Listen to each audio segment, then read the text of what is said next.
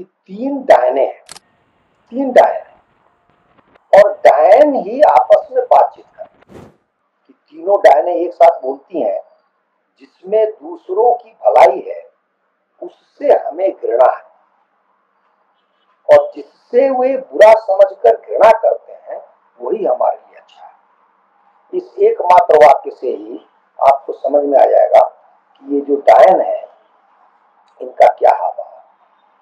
यहाँ इस नाटक में डायनों की जो प्रासंगिकता है वो यह है कि ये डायन ही आपस में बात करती हैं और ये जो मैकबेथ है और बैंको नाम के दो व्यक्ति हैं ये इनको सुनते हैं और उसमें डायन बताती हैं तीनों कि मैकबेथ जो है उसको बड़े बड़े पद मिलेंगे, वो सम्राट तक बन सकता है और बैंको के लिए वो डायने कहती हैं कि बैंको के जो पुत्र है वो सम्राट बाद में कालांतर में बनेगा।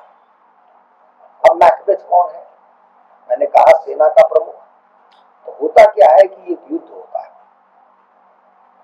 जिसमें बहुत वीरता से, इसमें जैसा बताया गया है, मैकबेथ उस युद्ध में लड़ता है और अनेक लोगों की हत्या करता है, उसको मारता है और उसके बाद में उसका जयगान होता है और उसके जो युद्ध में बहुत सारे लोग हैं वो भाग कर आते हैं और राज दरबार में डंकन नामक जो राजा है वो बैठा है और डंकन को सारी कथा सुनाई जाती है मैकबेथ की वीरता की, कि मैकबेथ ने अकेले कैसे कितने लोगों को मारा है, परास्त किया है, रणभूमि में उसकी जो क्रियाविधि थी, उसकी वीरता थी, उसका शौर्य पराक्रम, ये सारी बातों की चर्चा होती है।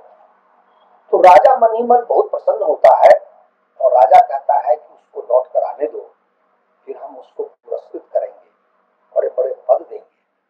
और ये बातें राजा की तरफ से होती हैं और राजा प्रतीक्षारत हो जाता है कि मैकबेथ आएगा, हम स्वागत करेंगे। उधर मैकबेथ के मन में क्या चल रहा है, वो उस अभिमान में आ जाता है कि उसको लगता है कि यदि युद्ध भूमि में मैं गया था और मैंने ऐसा काम किया है तो मुझे तो राजा बनना चाहिए, स्कॉटलैंड का सम्राट बनना चाहिए, ऐसा वो मनोभाव उसका होता है। इस प्रकार जब मैकबेथ आता है तो राजा दोनों बाहें फैलाकर उसका स्वागत करता है और राजा अनेक पद के विषय बताता है कि तुमको ये पद दे रहा हूँ, वो पद दे रहा हूँ, और यह भी कहता है साथ में कि उसका जो बड़ा बेटा है मैलकॉम, कहता है कि मैं आज घोषणा कर रहा हूँ कि मैलकॉम जो राजकुमार है वो भविष्य का सम्राट बनेगा और वो राजगद्दी पर बैठेगा। अब इतना सुनना भर था कि इसको बड़ा बुरा लगता है मैकबेथ को। वो सोचता है कि नहीं, मैं तो इस योग्य हूँ कि मैं राजा बन सकूं, मेरे ही सामने यह इस प्रकार की बात कर रहा है। तो उसमें फिर ऐसा होता है कि ये राज दरबार में एक तरह से बहुत सारे लोग होते हैं और स्वागत सत्कार हो रहा है मैकबेथ का। मैकबेथ को पुरस्कृत किया गया, सम्मानित किया गया और ऐसा करके राजा ने ये घोषणा की कि मैं तुम्हारे घर जाऊं, मतलब मैकबेथ का सम्मान करने के लिए मैं तुम्हारे घर जाऊंगा और तुम्हारा और सम्मान करूंगा। और घर जाने का मतलब है कि वहां उसकी पत्नी भी होगी, तो पत्नी और पति एक साथ होंगे और राजा उसके घर जाकर के उसको दोनों को सम्मानित करेंगे। तो ये बहुत बड़ी बात थी। वैसे भी राजा अगर किसी के घर जा रहा है, अब आप यहाँ देखिए कि ऐसी स्थिति में मैकबेथ मन ही मन क्या सोचता है, वो इसमें लिखा है, संभल जाओ मैकबेथ, या वह सीढ़ी है जिससे या तो तू नीचे गिर जाएगा या इसे छलांग मारकर पार कर जाएगा। तेरे पथ में यही एक बाधा है। सितारों, छिपा लो अपनी इस जगमगाती ज्योति को, मेरी इन काली और पाप से भरी गहरी लालसाओं को अपने इस प्रकाश में मत प्रकट होने दो। जब मेरे हाथों से काम पूरा हो जाए तब चाहे मेरी दोनों आंखों के चिराग सदा के लिए बुझ जाएं, हाँ ये बुझ ही जाने चाहिए, क्योंकि इस काम के पूरा होने पर ये आंखें भय के मारे इसे देख नहीं पाएंगे। तो आप समझिए एक साथ जो उसकी कलुषित मनोवृत्ति है, उसका मनोभाव है, वो प्रकट करता है। अब दृश्य बदलता है, अब दृश्य चला जाता है मैकबेथ के घर की ओर। मैकबेथ के घर में लेडी मैकबेथ है, अर्थात उसकी पत्नी है। तो उसको इस बात की जानकारी हो जाती है कि मैकबेथ युद्ध जीत कर आया है और उसको सम्मानित किया जा रहा है। तो वो मन ही मन, उसको ये नहीं मालूम है कि राजा उसके घर, उसको अभी इतना ही पता है कि मैकबेथ युद्ध जीत कर आया है और मैकबेथ अब घर आने वाला। तो अपने मन ही मन वो क्या कहती है, ग्लेमिस तो तुम पहले ही हो, वो अपने पति के लिए कहती है, और अब काउडोर का हेन बनाकर तुम्हारा सम्मान किया गया है। इसके अलावा आगे की भी भविष्यवाणी अवश्य पूरी होगी, वो जो डायन वाली भविष्यवाणी है। पर फिर भी मुझे एक बात का डर है कि तुम्हारा स्वभाव इतना सरल और उदार है कि यह तुम्हें अपने गौरवशाली भाग्य के निकट शीघ्रता से पहुंचने नहीं देगा। तुम महान होना चाहते हो, महत्वाकांक्षा तुम्हारी रग रग में समाई हुई है, पर बिना किसी तरह का पाप किए उसे प्राप्त करना चाहते हो। अब देखिए यहां से रंग बदल रहा है कि महत्वाकांक्षा को प्राप्त करने के लिए पाप करना आवश्यक, जिसको पाने के लिए तुम इतने लालायित हो उसे अंत तक पवित्र रहकर ही प्राप्त करना चाहते हो। किसी तरह का झूठ भी नहीं बोलना चाहते और आनंद भोगना चाहते हो उस वस्तु का जो धोखे और बेईमानी से प्राप्त हो सकती है। ओ ग्लेमिस, तुम जिस ऐश्वर्य और गौरव के लिए लालायित हो वही तुमसे पुकार पुकार कर कह रहे हैं, यदि तुम हमें प्राप्त करना चाहते हो तो दृश्यता को तुम्हें गले लगाना ही पड़ेगा। और कैसा आश्चर्य कि तुम इसे न करने के लिए अधिक इच्छुक हो, क्योंकि ऐसा करते हुए डर से तुम्हारा हृदय कांपता है ना। शीघ्र यहाँ चले आओ, जिससे मेरे हृदय में जितना भी साहस है वह सब तुम्हारे कानों में होकर हृदय में भर दूं और अपनी वीरता भरी वाणी से उस रोड़े को हटाकर नष्ट कर दूं जो तुम्हारे और राज मुकुट के बीच खड़ा हुआ है, जिससे भाग्य और दैवी शक्तियों के द्वारा तुम पहले विभूषित किए जा चुके। अब आपको थोड़ा सा रंग ढंग समझ में आ गया होगा, ये जो मैकबेथ की पत्नी है ये कैसी है। पत्नी तो क्या कहें, वो बीवी है या वाइफ है, पत्नी जैसा संस्कार तो कुछ है नहीं। आगे क्या कहती है इस स्त्री के विषय में, ये अपने आप में किसी डायन से कम नहीं है, ये स्वयं पिशाचिन है। आगे देखिए क्या कहती है, आओ हत्या के इरादों पर मंडराने वाली खून की प्यासी पिशाचिनियों, आओ और नष्ट कर दो मेरे स्त्रियोचित अबला स्वभाव को, मेरी रग रग को भयानक क्रूरता से पूरी तरह भर दो, खून को पूरी तरह गाढ़ा बना दो और उन सभी मार्गों को बंद कर दो जहां से दया और पश्चाताप के भाव प्रवेश कर सके, ताकि मेरी आत्मा की कोई भी पुकार मुझे अपने काम से विचलित न कर सके और न मेरे इरादों के पूरा होने के बीच कोई डाका बाधा डाल सके। वो मेरे खून के साथ खेलने वाली डाकिनियों, आओ जहां कहीं भी तुम अपने अदृश्य रूप में प्रकृति के साथ कोई धृष्टता करने के लिए प्रतीक्षा कर रही हो, वहां से आओ और मेरे स्तनों के दूध तक को विष की तरह कड़वा बना दो। अर्थात ये पूतना बनना चाह रही है, पूतना हमारे यहाँ जो कहा गया। आओ वो घोर काली रात, आओ और यमलोक की जहरीली काली धूमराशि की तरह चारों ओर से इस पृथ्वी को इस तरह ढक लो जिससे मेरा यह पैना खंजर भी अपने किए घाव को न देख सके और न इस काले पर्दे में होकर स्वर्ग भूमि से देवता यह देखकर पुकार सके, ठहरो ठहरो। यही समय है जब मैकबेथ अपने घर में प्रवेश करता है। और अब मैकबेथ और उसकी जो वाइफ है, बीवी है, पिशाचिनी जिसको मैंने कहा, इनके बीच में बातचीत शुरू होती है। अब ये समझा रही है मैकबेथ को, देखो अगर समय को धोखा देना है तो अपना यह चेहरा समय के अनुरूप बनाना ही होगा। अपनी आंखों के हाव भाव से, हाथों से, बोलचाल से, हर तरह से सम्राट को सम्मान दिखाओ और एक मासूम फूल की तरह बन जाओ।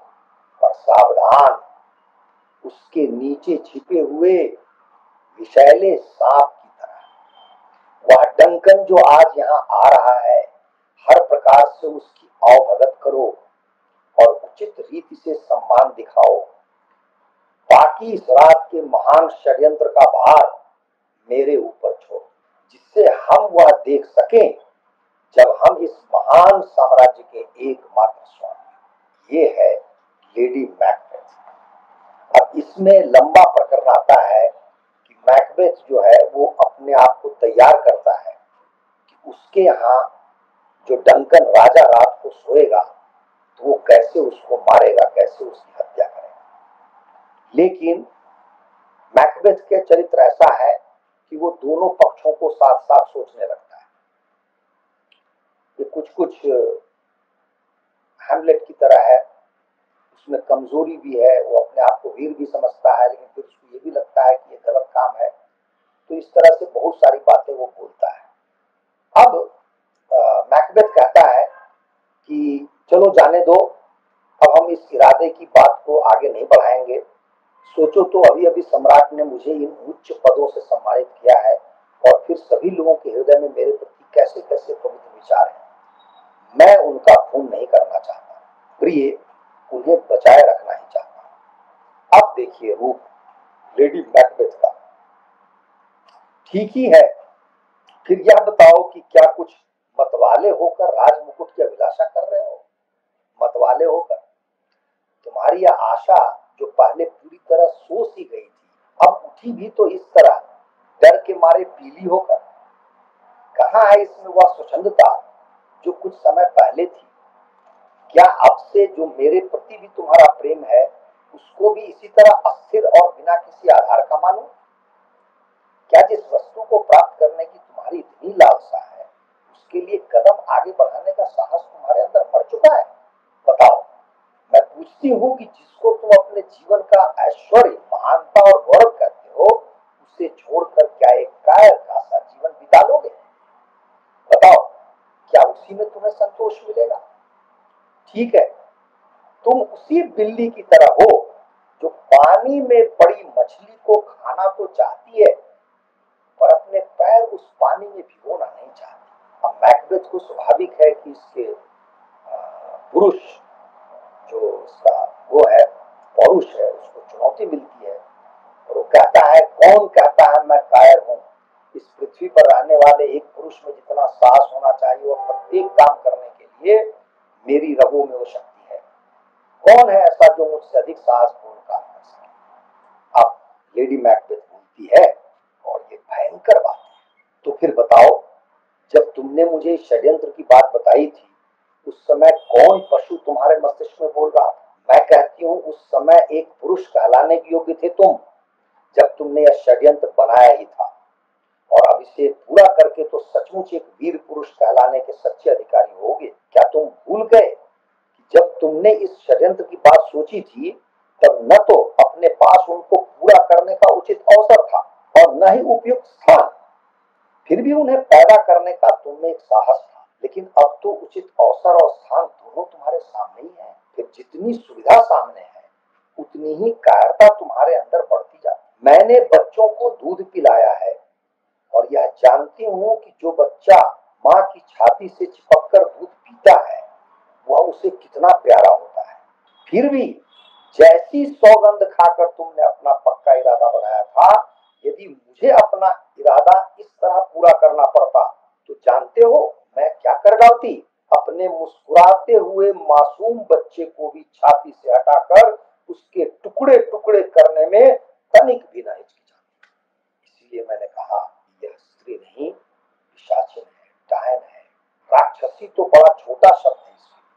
अंततः विवश हो जाता है मैकबेथ और वो कहता है कि ठीक है, मैं इस राजा की हत्या करूंगा रात। अब होता क्या है कि विस्तार से वर्णन है। राजा को भोजन कराया जाता है, उसके संगी साथी जो है उनको भोजन कराया जाता है और शयनागार में राजा को भेजा जाता है सोने के लिए। और वहां पर दो व्यक्ति हैं जो राजा के द्वार के बाहर वो खड़े होकर राजा की रक्षा के लिए होते हैं। यह भी आश्चर्य की बात है कि इतना बड़ा राजा नहीं गया, दो ही व्यक्ति क्यों थे? खैर जो भी हो, दो थे। तो वो दोनों के रहते हुए यह लेडी मैकबेथ सारी योजना बनाती है और उसको रात में मारने के लिए भी कई बार कहा जाता है। लेडी मैकबेथ उसको बार बार कहती है, तो वो उसको थोड़ा सा सोचता है, विचारता है। इस बीच में ये कहती है लेडी मैकबेथ कि तुमसे यदि ये काम नहीं होता है तो मैं तो ये काम बड़ी आसानी से कर सकती हूँ, मैं ही जाके उसको मार सकती हूँ। लेकिन मैं करना इसलिए नहीं चाहती कि ऐसा लिखा है इसमें, यदि सोती अवस्था में उसका चेहरा मेरे पिता के चेहरे से मिलता हुआ न होता तो स्वयं मैं इस काम को कर डालती मेरे पति, ये कहती है अपने पति को। खैर मैकबेथ जाता है अंदर और वो राजा की हत्या कर देता है। हत्या करके वो बाहर आ गया। लेडी मैकबेथ को उसने बताया। अब लेडी मैकबेथ जो है वो देखिए क्या करती है। क्यों तुम इस तरह पागलों की सी बात बनाकर अपने पौरुष पर धब्बा लगाना चाहते हो? जाओ और पानी लेकर अपने हाथों में लगे इन खून के दागों को धो डालो। पर है या क्या, इन कटारों को तुम उस जगह से क्यों उठा लाए? इन्हें तो वहीं छोड़ देना चाहिए।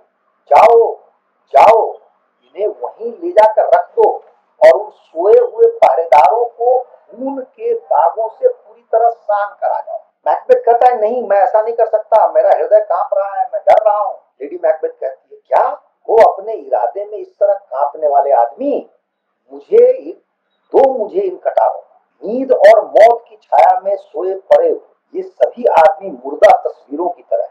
क्या ये किस तरह का रोड़ा बनकर नुकसान पहुंचा सकते हैं? शैतान की तस्वीर देखकर तो घुटनों के बल चलने वाला एक बच्चा भी डरता है। मैं जाती हूँ। अगर उस डंकन के शरीर से अभी तक भी गर्म खून निकल रहा होगा तो उसी से मैं उन सोए हुए पहरेदारों के चेहरे को रंग दूंगी। इस हत्या का की जो शंका है वो उस पर होनी चाहिए। अब आपको समझ में आ गया कि मैकबेथ और उसकी बीवी या उसकी वाइफ लेडी मैकबेथ कैसी थी। प्रातः बेला आती है और ये दोनों पहरेदारों को भी मार देता है ये मैकबेथ, और उनको ही खून में सान देता है।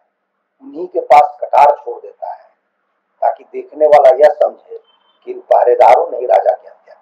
प्रातः बेला आती है, जागरण हो जाता है, लोग जगते हैं, लोग आते हैं, और जब भी दरवाजा खुलता है तो शोर मचता है, हंगामा हो जाता है, चीख पुकार शुरू हो जाती है, राजा की हत्या हो चुकी है, ऐसी बातें आती हैं।